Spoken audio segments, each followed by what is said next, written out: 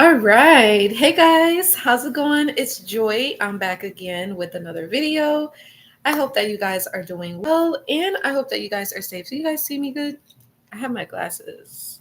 I think I'm going to wear my glasses today, you guys. I know I haven't worn them in a while on my lives, but anyway, you guys, I am back. I hope that you guys are doing well and staying safe. I know there's a little echo on my lenses, but nonetheless, I am here, you guys. So today is actually a different topic. I know for those of you that are learning more about narcissistic abuse. And before we do get into it, you guys, I did want to say thank you guys for those of you that's the channel. You leave likes, likes, comments, subscriptions. You comment on the lives. I really do appreciate you all. Thank you so much. And hey, Blue Flash, how are you? So, but yes, today, you guys, I wanted to talk a little bit about how a narcissist can definitely do astral travel and projection. A lot of the times the narcissist will do this, especially like at night, maybe while you're sleeping. Sometimes I know the narcissist may try to come in your dream state. And a lot of times, I know this is going to sound crazy. For those that could be dealing with spiritual narcissists, those are some of the narcissists that can, not only do they use magic and, they'll divination spy, they'll get readings and things like that. And they'll actually do like rituals and spells and things like that. So that's for the spiritual narcissists, right? So, they'll definitely do stuff like that. But also a lot of times too, is that they can conjure up spirits. A lot of times, I know it's going to sound crazy. Again, they could conjure up ghosts and have them appear, in your dreams, in your sleep state.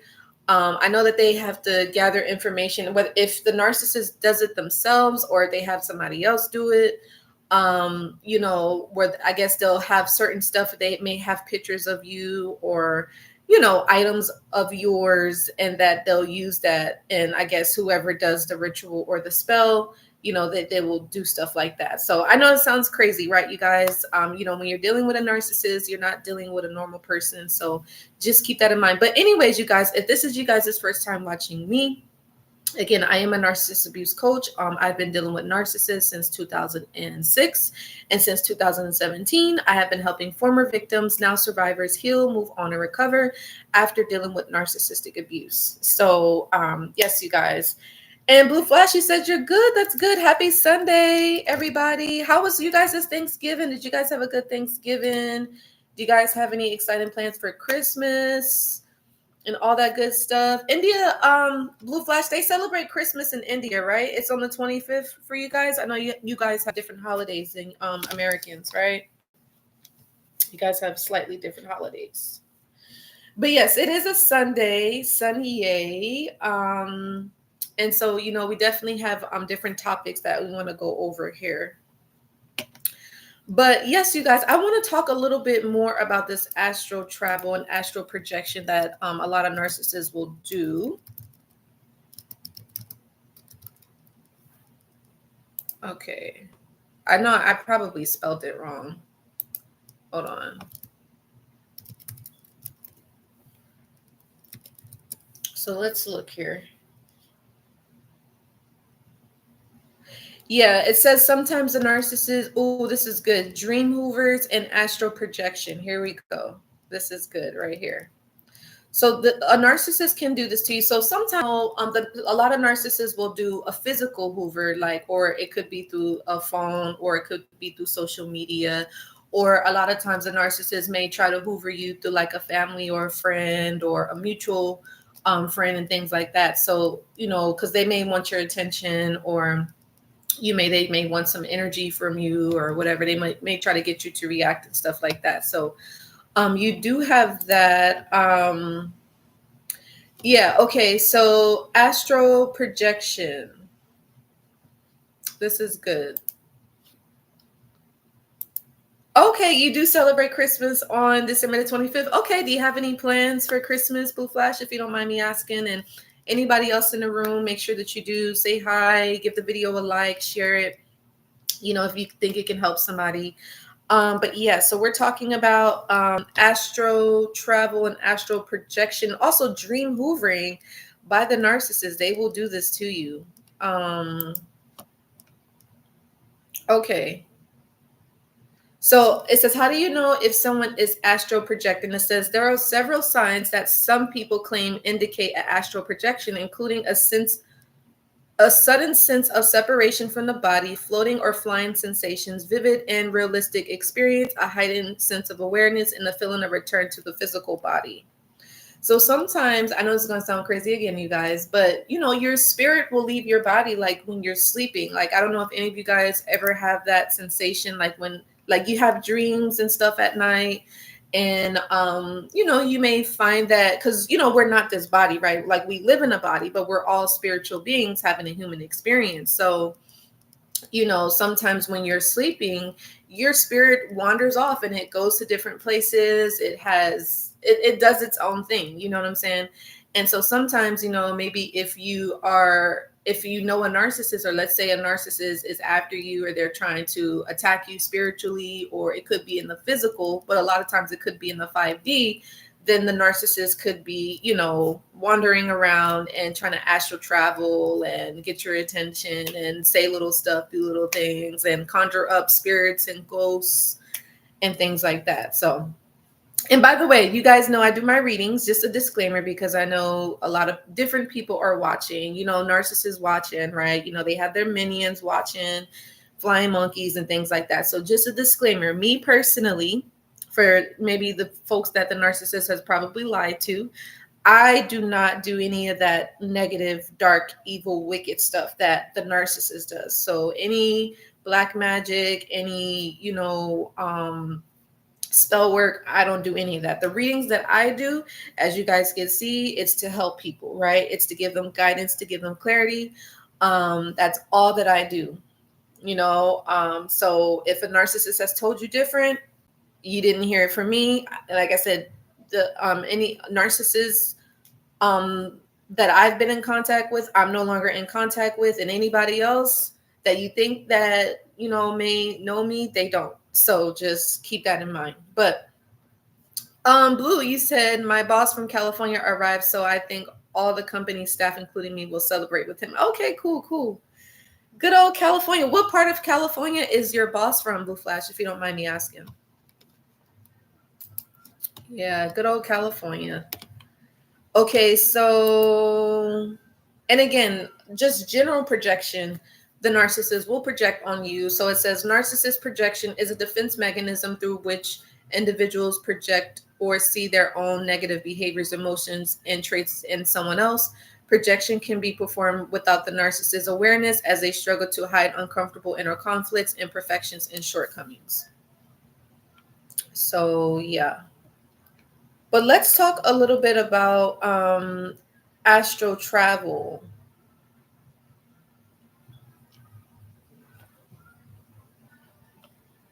Or dream hoover. Let's talk. Well, let's do the astral projection by the narcissist.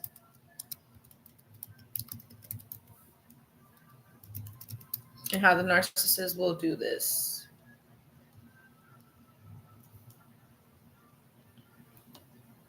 Yeah, it says narcissists will travel into the astral realm to remotely view you in your home, to spy on you, and attack you in your sleep. So yeah, some narcissists will try to attack you in your sleep. A lot of times, narcissists, they don't sleep. A lot of them, like I said, they're emotional vampires. They are like sharks. Like, sharks are always swimming, and they don't never really sleep like that. So that's how a narcissist is. They're just waiting to strike. They're waiting to attack, right? So let's look.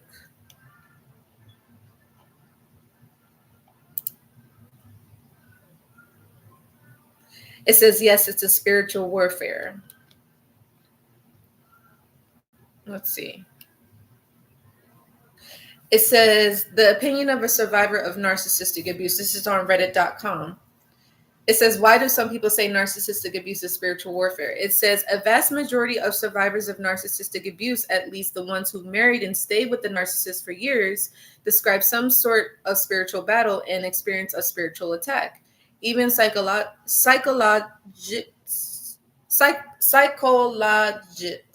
you guys get what I'm saying, who are survivors themselves explain this. So it seems that someone who has to live the experience to be able to understand that on a deeper level. Let me see.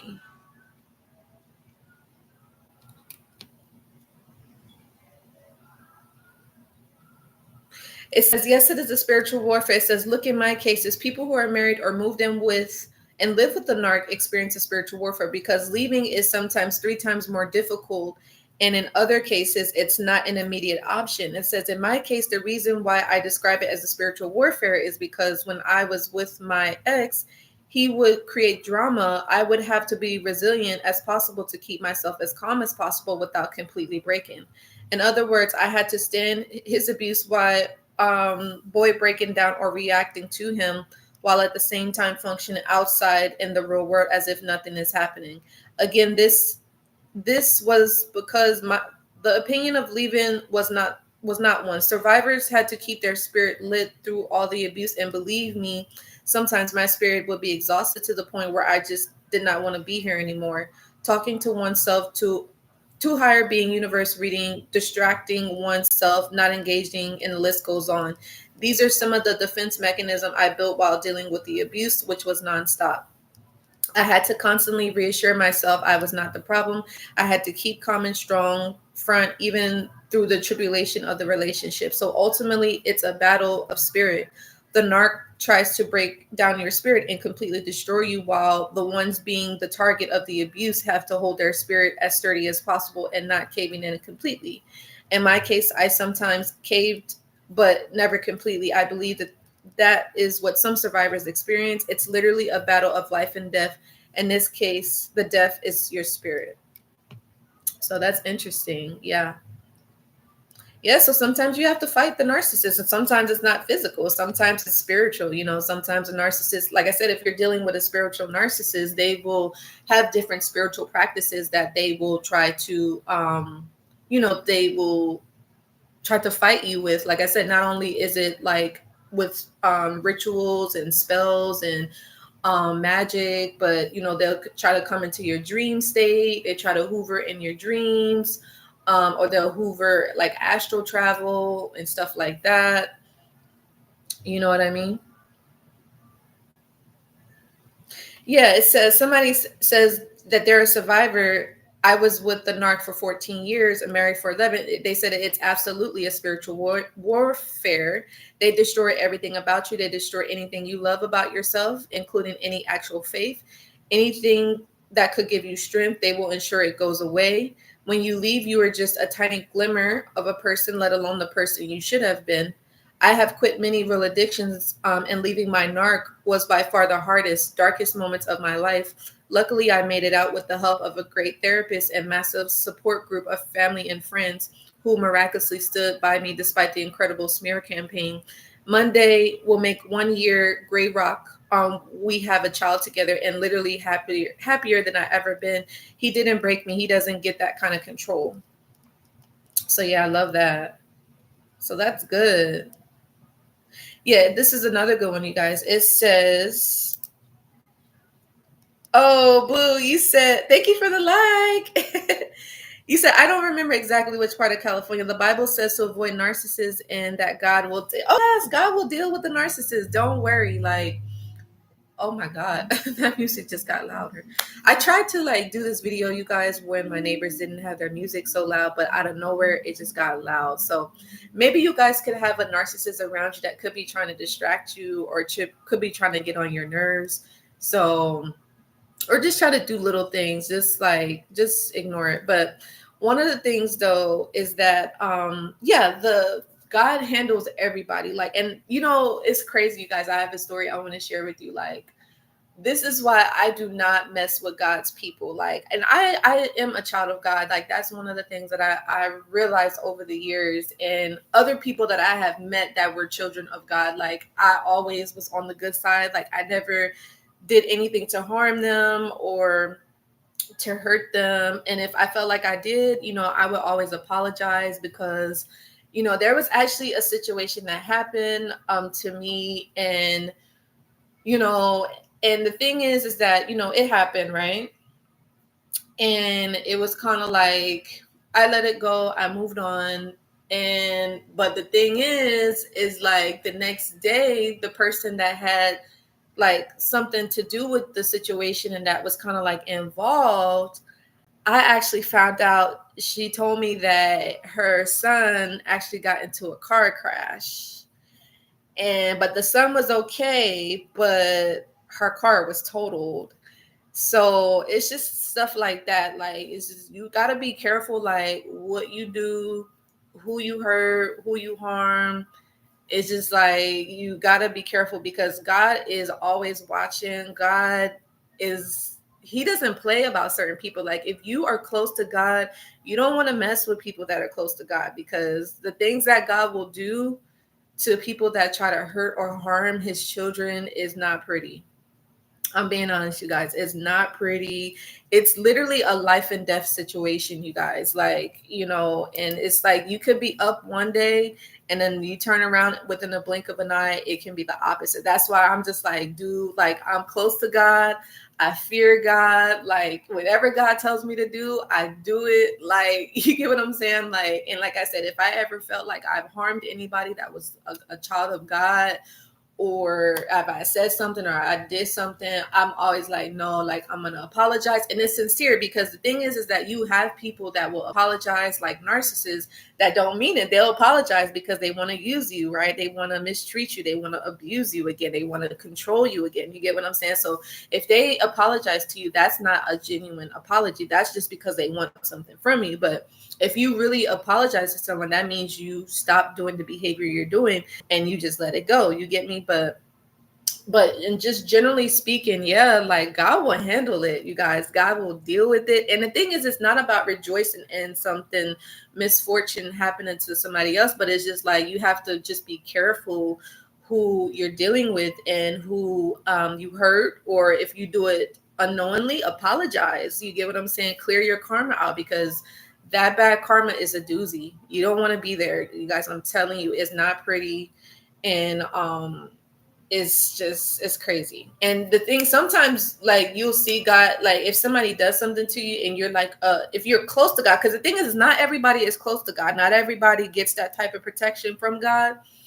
And God is not like really fighting for the people that is not close to him. If you're the type of person, you're out here doing magic, you're evil, you're being abusive, you're trying to control people, and you're just a wicked person, God is like, okay, go ahead and do you. God will handle that person. But if you are like a child of God, like, you do his work, you serve him, you're not perfect either, because nobody was perfect but Jesus himself, but God himself. But everybody else is a sinner. Everybody else has flaws. They have things about them that, they can improve on. You get me? Even myself, I'm not perfect. I mess up. I have fallen short. But one thing I know for sure is that I am close to God, and, I do my best to do the best thing, make the right decisions that I can and that I'm aware of. And if I feel like I don't, I always apologize, and I always get back on the good side of God, because if not, I'm telling you guys, it's not pretty. It's not. And woo, yeah, I've seen some things. So just be careful. Make sure, just understand, you don't have to do anything either to, like, as far as trying to get back at the narcissist, or if you feel like somebody harmed you or somebody hurt your feelings and maybe they laughed at you or they thought it was funny, or, maybe they felt like they was getting away with it. It's like, they're not. Trust and believe they're not, and it's not your job to like get back at anybody. It's just like, just allow God to handle it, and just keep being a good person. You don't got to change who you are. You don't have to be like anybody that's hurt or harmed you, because that's not who you are at the end of the day anyway. You get what I'm saying? You don't want to allow a situation to change you. You want to definitely just keep being yourself and just doing what God's telling you to do at the end of the day. And if you don't know what God is telling you to do, like, and that's something that you're gonna have to kind of dig deep within. You know, you may have to spend some quiet time by yourself. Maybe you have to read some books. Maybe you have to say a prayer. You get what I'm saying? And just kind of, you got to seek guidance. You got to seek support. You know, if you want to reach out to me, you're always welcome to do so. You know, I've been close to God for many years now. I would say since 2014, like once I went no contact with my aunt Narc and the male Narc, I really got close to God. And from that point on, I never looked back. But I would say like in 2022 was when I made the decision to like follow God fully. And as you know, that's not easy to do. You get what I'm saying? Like some people don't like God. Like, you get what I'm saying? When you say like you're a child of God or you follow God and you know he's your provider, he's your defender, your protector, and everybody don't like that. And then a lot of people don't believe in that either. Some people are like, what are you talking about? Like, I don't see God, I can't feel God, I can't touch God, I can't, you know, what are you talking about? Some people don't believe in that stuff, you know. And it's just like, I don't know. I only know what I know. I know what I've been through in my life, and I know the stuff that I've been through and how I overcame it was nothing but God himself. Like, it was nobody else there. So you get what I'm saying? Like, I don't give any credit to anybody but God. Like, you know, I have like a handful of friends, less than a handful at this point, but now it's just like it's God only.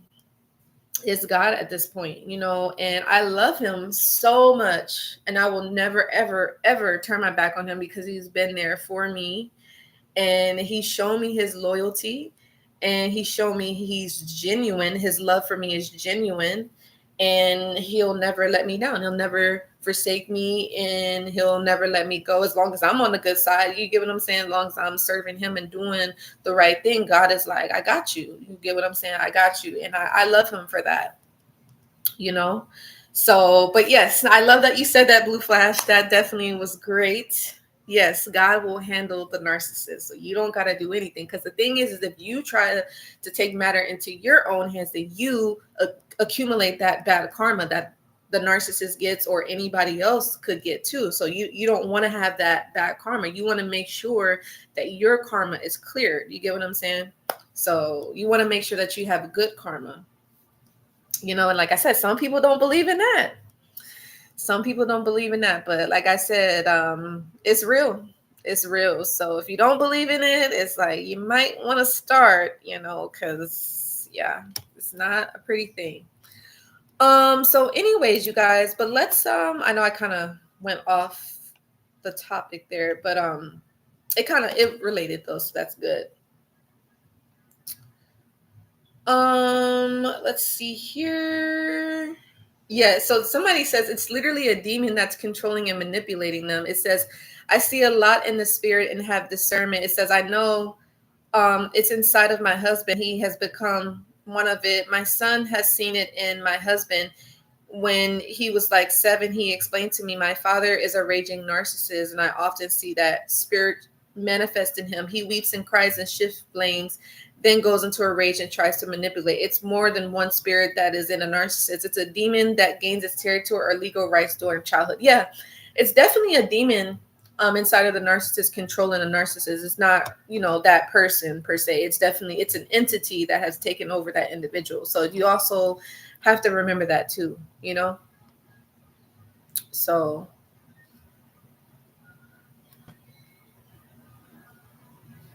let's see.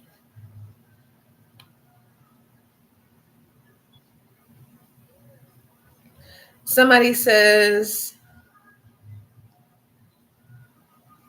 let me see.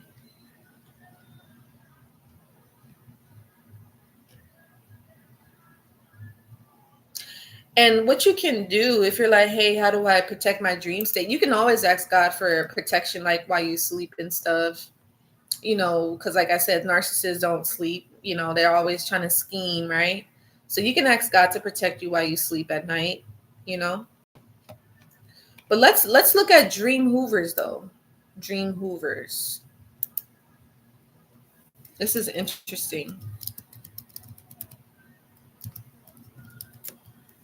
Yeah, very interesting.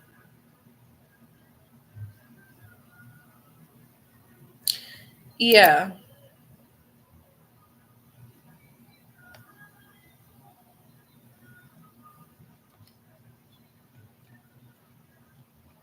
So let's say, you haven't been in contact with the narcissist, and then let's say the narcissist wants your attention or they want to contact you or whatever.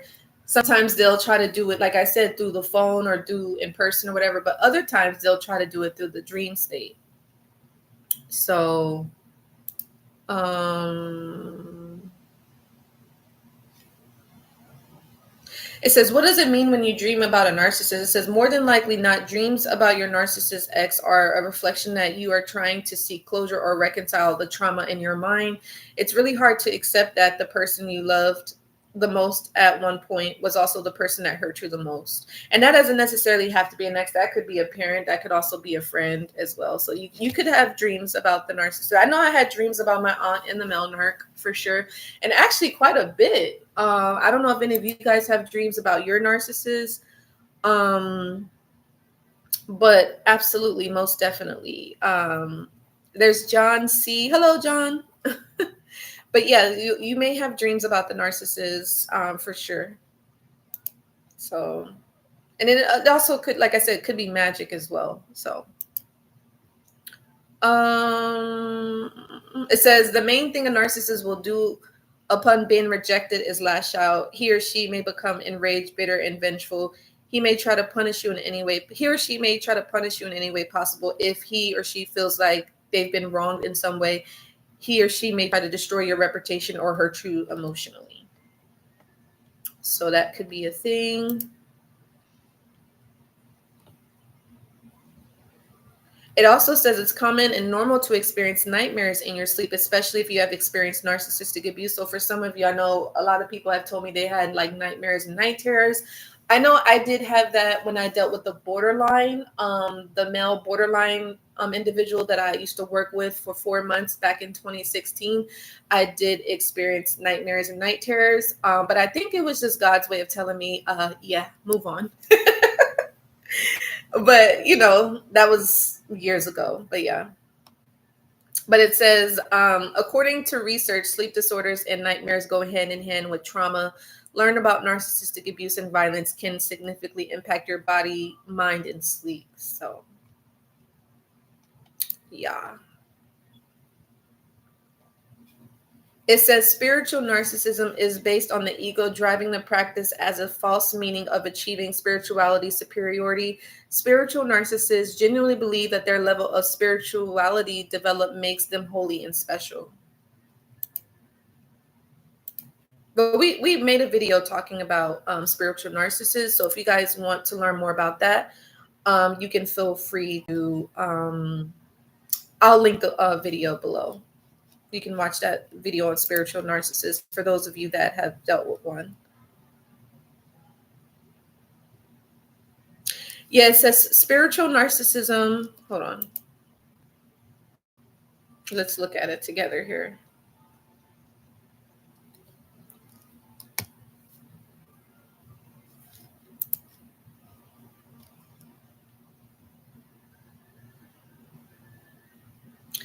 Oh, somebody says spiritual narcissist is one of the most confusing and insidious and dangerous types of narcissistic abuse. Wow. Very interesting.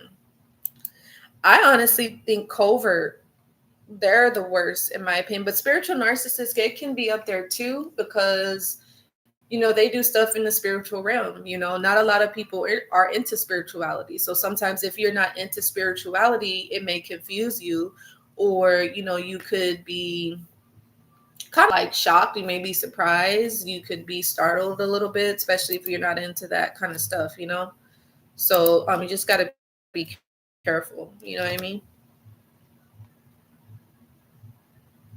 Let's see. Yeah, so this is interesting overall. You know what I mean?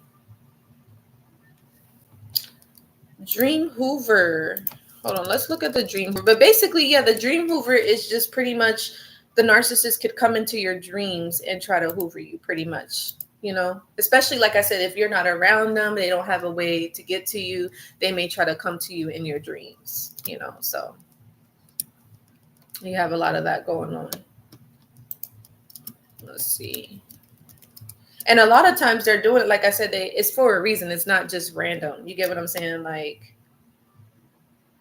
yeah, it says a narcissist may claim to have dreamed about you as a manipulation tactic to try to hoover you back into a relationship. Hoovering is a tactic used by narcissists to regain contact with people, and it can involve a variety of methods such as calling, texting, emailing, or snail mail. And yeah, it says some signs of hoovering: contacting you out of the blue, pretending that nothing is happening, twisting the conversation, asking if you still have something that once belonged to them. So it's just manipulation tactics, right? Yeah, it says narcissists may hoover because they need to fill a narcissistic void, which is not about you. It's recommended to not respond to a hoovering attempt. And it says survivors of narcissistic abuse may experience nightmares, flashbacks, hypervigilance, irritability, and a constant state of fear and anxiety, even years after the abuse. So yeah, it's a real thing, you guys. And yeah, they'll stalk you in your dreams. So let's say if the narcissist was stalking you in person, um, you know, they will stalk you in your dreams. You know, if they can't get to you, you know, if it's not like a in-person kind of thing, you know. But yeah. Very interesting, you guys. Let's take a look. What else?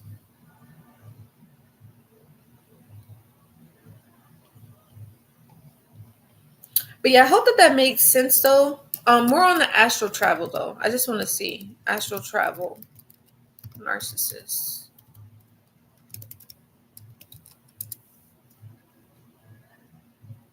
And like I said, you guys, if you're dealing with this, don't be afraid to reach out for help. Like that's the biggest thing that you can do to help you along your path to healing and recovery. Reach out for help, reach out for support. Don't have this thing where you're like, oh no, I don't want to look this way. I don't want to look that way. It's not about that. It's about you and your recovery. You get me?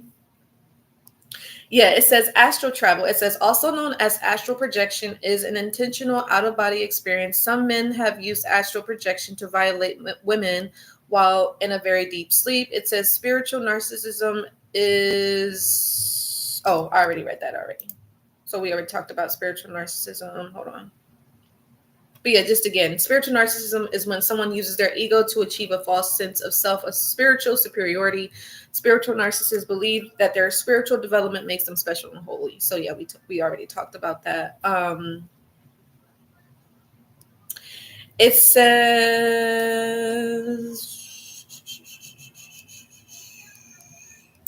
hold on, I just want to see something. Now, the thing is, sometimes people can astral travel in a good way, right? So, like I said, when you're dealing with a narcissist, whenever they're doing something, they're always doing something for evil intent, right? Wicked purposes. Like, you get what I'm saying?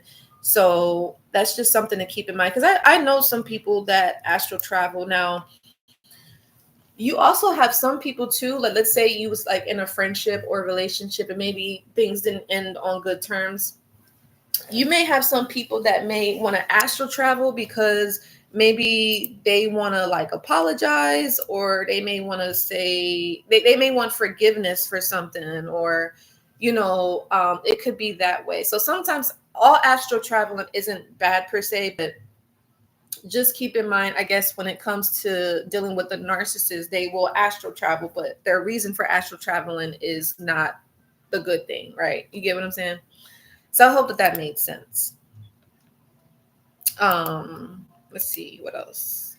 But yeah, you guys, I don't want to make this video too long here. Let me just pull up something. But yeah, I hope that was helpful. I wanted to touch on some other topics. We may make it for another video, but let me take a look.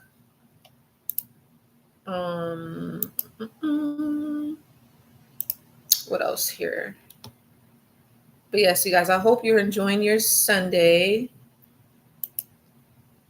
and getting ready for the holiday time. Let's see. What else? But yeah, and like I said, they'll do that to hurt. They'll do that to the astral travel and projection to control you as well. So just keep that in mind. But let's talk about healthy relationships and healthy friendships. I know we do talk a lot about narcissists and about identifying them. But let's kind of shift the topic here just slightly. I know this is not talked about often, and I'm pretty sure I made some videos on it, but just a reiteration of healthy relationships and friendships. So again, healthy relationships are about trust, respect, open communication, equality, loyalty, compromise, conflict as a chance to grow. And then again, and you guys can go to Google here, but in contrast, it just talks about unhealthy relationships is an imbalance of power, one partner trying to control the other physically, sexually, emotionally, and also when it comes to a spiritual narcissist, it could be spiritually. Red flags such as controlling behavior, lack of respect, love bombing, and emotional and physical abuse. And they also have a number for a domestic hotline, so you guys can always call 911, or it looks like a domestic violence hotline is 800-799-7233. So, or you guys can go to the hotline.org. So just a heads up. So yeah. It says 5 essentials ingredients for long-lasting and healthy relationships. So know what you want, prioritize trust, consider attraction, looking for willingness to take responsibility, and seek out similarity. All right. So, but we'll kind of dive deep on that at a later time. And also it just says 23 habits of healthy relationships, because like I said, I know we talk about narcs a lot, but for those of you who are like, okay, Joy, well, I had a relationship with a narc, or I had a friendship with a narc. How do I go about getting a healthy relationship? How do I go about dating now? What do I do? What do I look for? How do I become? Because I guess the other thing I want you guys to always keep in mind is that it's not always about the other person. Like, you have to make sure that you are right within. You have to make sure that you're happy, whole, complete, and at peace with yourself, and then you can be a good person for whoever your partner is going to be. You get what I'm saying? Because if you're like in pain, if you're hurting, if you're sad, you're lonely, who do you think you're going to attract? You're going to attract a person that's sad, lonely, miserable, unhappy, and you know what I'm saying? So, just keep that in mind. Let me see. But you guys can let me know what you think. Do you guys find that it's like easier to have a healthy relationship after the abuse, or it's difficult? I know people have told me, I guess sometimes it's difficult for them because, the trust factor. I know a lot of people don't trust anymore because of past disappointments, letdowns, breakups, and things like that. A lot of people find it difficult to put their trust in people. But I guess one thing that I can share with you is put your trust in God. I will always go back to God. God is my foundation. Like, when you put your trust in God, like I said, you have to build yourself up. You have to work on yourself. Without doing that, then you're not able to progress. Like, you have to take accountability for your life. You have to take responsibility for your actions. This is something that makes you different from the narcissist, because the narcissist will not take responsibility for their actions. They will always try to blame, and they'll always try to project their misfortunes or their mistakes or their disappointments or their faults onto other people without saying, hey, you know what, that was my fault. Hey, you know what, I shouldn't have did that. Oh, you know what, that was wrong. I did that person dirty. Like, they didn't deserve that. You get what I'm saying? The narcissist is never going to do that because they're always playing the victim. Like, again, you may have been a victim of narcissistic abuse, or let's say a narcissist is watching. They're like, oh, this happened to me. This happened, that happened. They did this, she did this, he did that. It's like, all right, that may have happened. Move on. Like, go on about your life. It's like you don't stay stuck in the past and keep, repeating that same negative pattern or repeating what happened to you over and over and over again. It's just like life goes on. People move on, So But that's something that a narcissist will never learn, and they will never do that. So it's just like, that's a lost cause. You don't, it's like whatever with that. But if you're a normal person, if you got hurt, maybe you was a victim, now you're working on being a survivor, you gotta do the work. I'm telling you guys, like, I know nobody wants to hear that. It doesn't sound good. I know, trust me. Like, I know it's easier to just avoid it, right? It's easier to just distract yourself. It's easier to just, go out, party, club, drink, smoke, watch porn, or have sex and do all this stuff. And those things are cool to do. Those things are nice to do. But at the end of the day, if you don't do that inner work, it's still going to be there. It's not going to go anywhere. And the only thing that you're going to do is, you're not only going to hurt yourself without healing, right? Not only are you going to hurt yourself, but you're going to hurt other people. And in the process, you're going to accumulate bad karma, and you're going to keep, it's going to get to the point where you're going to get cursed, and misfortunes and disappointments and bad things are going to keep happening to you until you say, okay, I got to stop doing this. And now I got to figure out what's going on inside of me. You get what I'm saying? That's what you got to do. That's the beginning of your inner work and your inner healing. But like I said, nobody wants to do it. People know what they got to do, but most people don't want to do it because they just don't want to. Some people are just lazy. Some people just like, they don't want to do it. To me, if that was me years ago, I would be like, okay, I know this is a lot to handle. Let me get the tools. Let me get the resources that I need to do, and let me reach out for help. That's what I would do. Like, if I was in that position where I was like hurting from abuse, or something's going on, or if I'm angry all the time, if I have anger management issues, or CPTSD, or I feel insecure about certain stuff, or if I feel lonely, if I feel sad all the time, or if I'm grieving, I would reach out for help. That's just me.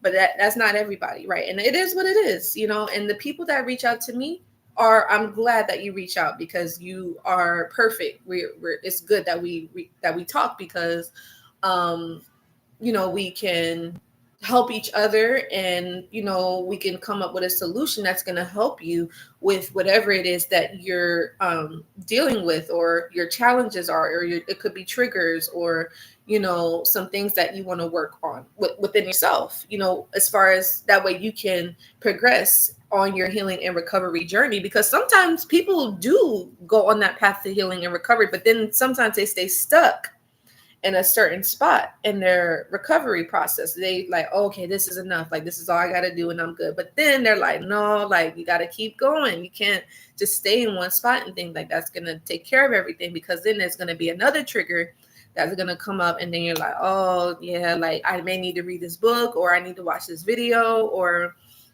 I need to join this support group, or I need to talk it out. You know what I'm saying? Or I need to learn this new skill, or I need to, get back to my usual, you get what I'm saying? So, just make sure that when you're on, let's say you started your recovery process, just make sure, if you might take a break or something like that, but just get back and keep doing what you're doing, because, you want to make sure that, because you're going to have distractions, right? You're going to have the narcissist trying to come in and astral travel and dream hoover, or get other people to hoover you, and, try to like play on your weaknesses and play on, your empathy and your sympathy for them, and memories and stuff like that. Maybe they may be trying to play upon the children or the kids and things like that. So you just want to make sure that, you're just evolving always. You're moving forward on your recovery journey, so that when a narcissist comes back, you're like, that ain't even me no more. Like, I don't even resonate with that. It's cool. Like, whatever happened, but you just move on with your life, So hopefully that made sense. But that's another thing too, though. For healthy relationships, healthy relationship is one in which love enriches you, not imprisons you. Effective communication, always understand each other, forgive each other, actively engage in the relationship. You respect each other, appreciate each other, and compliment each other, And this is interesting. It says, can a toxic relationship become healthy? Interesting. Because I know a lot of people are like, hey, can a narcissist be healthy? Hey, can a narcissist be good for me? Like, I really like this person and I see the good in them. I see potential in this person. What do you think? It says it's impossible for a toxic relationship to turn healthy if both individuals are committed to making positive, or excuse me, it is possible for a toxic relationship to turn healthy if both individuals are committed to making positive changes and addressing the underlying issues that led to the toxicity. This involves seeking therapy, setting boundaries, and practicing effective communication and conflict resolution skills. But again, this is not talking about with a narcissist, because with a narc, we all understand that they do not take any accountability, right? They don't think that there's anything wrong with them, right? What is the narcissist always trying to do, right? They're always trying to control. They're always being competitive. They're always being abusive, right? So when it comes to a narcissist, you're not going to get any equality in that relationship. The narcissist doesn't care about boundaries. The narcissist, even if they, let's say the narcissist is like, oh, I'm going to do therapy. The narcissist is going to try to manipulate the therapist. They're going to try to sweep things under the rug and pretend like nothing's going on. Like, oh, I don't even know why we're here. Like, oh, there's nothing wrong. And then as soon as the therapist goes away, then they go back to abusing you. Like, you get what I'm saying? And the narcissist doesn't want to resolve things. They like the drama. They like the chaos. You get what I'm saying? So that would be a lost cause. So, but hopefully that made sense, you guys. What else I'm going to talk about here? And friendships, healthy friendships. What are healthy friendships all about, right? Let's talk about that. Because you could have people around you, you're like, oh, this is my friend. You may have thought that they were your friend, but a lot of times some people are just not good friends. And it's like, it's no judgment. Honestly, I blame the society, to be honest. I blame the system, because the system creates it to where, and I know this is going to sound crazy, you guys. Someone was like, the world that we live in, it's like a jungle. And honestly, just by doing some observation of people, I have to agree. Like, some people have animalistic tendencies, and a lot of people are very competitive. People, and it's nothing wrong with competing. Me personally, I'm not a competitive person. I'm like, you got it, you won, go ahead, I'm good. Like, I don't know, I've always been like that. I will always be like that. Like, I'm just not a competitive person. Now, you have other people out there that are competitive. That's just, I'm not one of those people. I'm not one of those people. I will not. But yeah, the guy, he was like, yeah, like, it's like a jungle. And when I was looking at him, I'm kind of like, he's kind of right, because people are like that. People are very, animalistic, unfortunately. Yeah. Sorry about that, you guys. I want to check on something. And like I said, it's not everybody, but when I say the system, I just mean, like, it's just the system that we live in. It's just, people can be mean, right? People can be mean. People can be angry. People are bitter. There's a lot of unhealed people, and people that just, they've given up on, I guess, humans. They've given up on love for some. Some people have given up on trust in others. And some people have given up on a society, and it's just, I don't know. It's just, the love is not there. The genuineness is not there. And it's just like, people are just mean. And I don't know. I understand why it's like that, but it's just like, it doesn't have to be that way. It doesn't have to be that way. And it's really sad that is the case, so it's just a lot of improvement.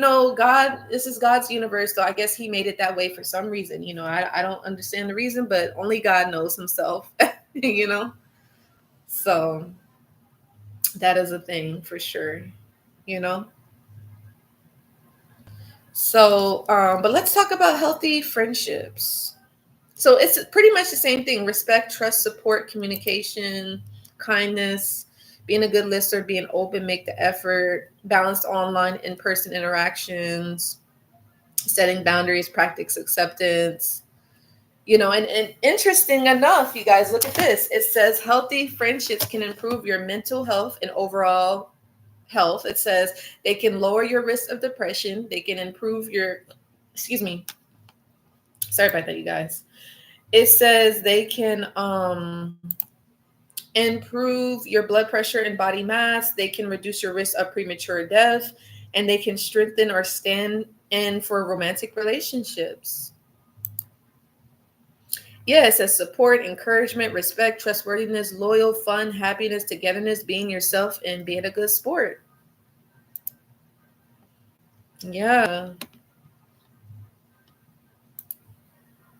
It says some people find it difficult to make friends for various reasons, such as fears of rejection, social anxiety, lack of time, challenges related to introversion, falling into comparison trap, or navigating friendships as an introvert individual.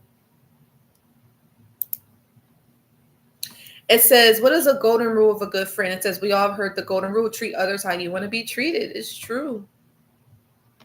It's true. It says toxic friends often present as selfish and challenging. It says they may struggle with healthy communication and become aggressive, passive aggressive, or dismissive when they don't get what they want. They may also depend on you for validation or comfort, exhibiting a range of attention-seeking behaviors. For sure. So, and like I said, me personally, I'm just glad that I was able to, we'll talk about signs of a toxic friend too, though.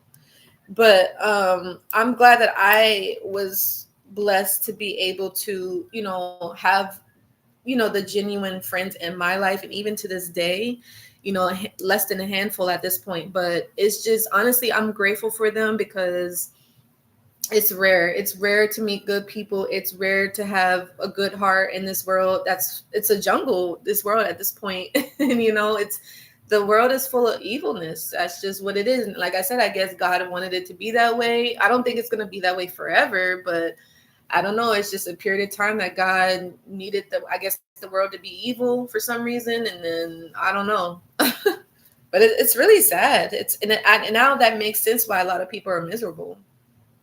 It makes sense because look at how people treat each other. Look how people treat each other. Look that people hate each other. Really, literally. Like you guys heard the video I made. People are haters. People are haters, and it's literally for no reason. You don't have to be a hater. You can get up and do the work yourself. But most people are lazy. Most people are lazy. It's the truth. It's the truth. So yeah, anybody that's a toxic friend, these are some signs, you guys. Just be on the lookout for this. They tease or insult you regular, all the time. They tease you, and it's okay to joke every now and then, but it's like if you tease too much and insult all the time. Yeah, it says friends should lift each other up while occasionally joke. Maybe harmless. Chronic put downs are chronic put downs are a red flag. It says you shouldn't feel like you're being consistently criticized in a friendship. The next time your friend insults you, let them know it hurt your feelings. A genuine friend will apologize and stop the behavior. A toxic friend will likely accuse you of being sensitive or insist you're overreacting or keep empathizing that it's just a joke. Another sign of toxic friend, it says that they will demand all of your attention on demand. So texting, calling, or reaching out to you incessantly. They have crisis or exaggerating other life issues to obtain your support, insisting that nobody else relates to them, lavishly praising or boasting about how wonderful and helpful you are to reinforce the behavior. Now, another sign of a toxic friend, it says, you guys can go to choosingtherapy.com, by the way, toxic friends. It says they make themselves a perpetual victim. They peer pressure you into doing things you don't want to do. They disrespect your boundaries. They're jealous of your other friends. You give away more than you receive. You love when your plans get canceled. That's funny. It's sad, but it's true. You often withhold telling them your real truth. You keep lying or covering for them. You feel trapped or obligated to be their friend. You feel like you're in competition with them and you feel completely drained. But we'll go over that again in another video though, because I don't want this video to be too long. But that's 13 signs you have toxic friends and what to do about it. So, That's another thing. Like when you are on your journey to healing and recovery, what that means is it's basically you getting rid of people that no longer you vibrate with, like the people like you no longer get along with, the people you don't relate to anymore. Maybe, you're growing in your life and other people are not, and you want change, you want a better life, or you just want to improve, you want to progress, you want to be productive and constructive. And let's say your friends don't want to be, so they'll try to hold you back, or they'll try to make you feel bad, or they'll try to control you and stuff like that. So you got a lot of that going on. So just be mindful. And also, people can pretend, but the thing is the mask is going to come down, especially like with narcissistic friends. Like they'll be like, oh, I'm a certain way, I'm this, I'm that. But then it's just like one day it's just like, no, that's not who they really are. You get me? People can only pretend for so long. The mask is going to come off either way. You get me? So it's just a matter of time. But we'll talk about the CPTSD because I know that that's a big thing. Dealing with that chronic CPTSD is no joke, right? So we'll definitely talk about that in another video. But that is something that can happen and is honestly a constant struggle, because sometimes the CPTSD doesn't go away. It's kind of like you have to live with that for a lot of folks. You just learn how to cope with it. So it's basically, in a nutshell, like I said, we'll talk about it again. It's just like you just keep being traumatized over and over and over and over and over again, and it just like it never stops. But the good way that you can combat any CPTSD is to get help. Like, as I always say, reach out, you guys, reach out. Don't be afraid. It's okay. You're not perfect. Nobody is perfect on this earth but God himself. And Jesus was perfect during his time, but we're not God. We're not Jesus. We're just humans. We're spiritual beings having a human experience. So we live in this body. We go through the emotions, but those emotions are not even us. Even our names are not us. Our personalities are not us. Nothing, none of this. This is just all just we're just having a human experience right now, and then once we transition over, then who knows where we'll go, but So anyway, I hope that this video was helpful and insightful. I would love to know what was you guys' biggest takeaway. Anything that you learned, anything, you feel free to share this video with a family or a friend you think it can help them and bless them. But I'll see you guys in the next video. As usual, if you guys want to reach out to me for any support, I would love to be able to do so. Don't forget, you guys, I do still have that holiday package deal going on right now. So you can feel free, work on yourself, get on that journey to healing and recovery. It's a start. The new year is coming up. Get started, you guys. You don't want to wait until you get older in age, and then you're going to be wondering like, oh, why don't I have any friends? Why don't I have people around me? Why am I feeling so lonely all the time? Why am I so miserable? Why am I so depressed? Anxiety? Why am I so secluded? Do the work now, you guys. I'm telling you, because this is going to not only help you, but if you have kids, you can teach this stuff to your kids, but this is also just knowledge to help you, because you're going to have to be around people. You can't hide under a rock all day. You can't be in the house all day. You got to go out there. You got to be around people, and you got to know how to handle yourself, right? You have to know how to conduct yourself, and you have to know how to be able to interact with people that are narcissists, or people that are normal too, people that could be toxic, people that may have sociopath disorder, or psychopath, people that are spiritual narcissists. You got to learn how to handle them. You got to learn how to deal with them. And it's not always easy, but you got to get the knowledge now. Get it now, because you never know what can happen in the future. You know what I'm saying? You never know. You might end up working with one. You might have an in-law that's one. You could have a neighbor that's one. You could have, who knows, anybody. So anyway, I love you guys. I'll see you guys in the next video. Don't forget, you guys, you can feel free to join my free Facebook support group called the Healing and the Recovery Room. Would love to have you there. We definitely have, I think, like 50 members still. So please feel free to join. Would love to have you. And like I said, any of my products or my services, you guys want to reach out to me, please feel free. Get a sugar scrub, get any of my self-study books, and all that good stuff. And I will see you guys in the next video. Take care. Love you always. Bye.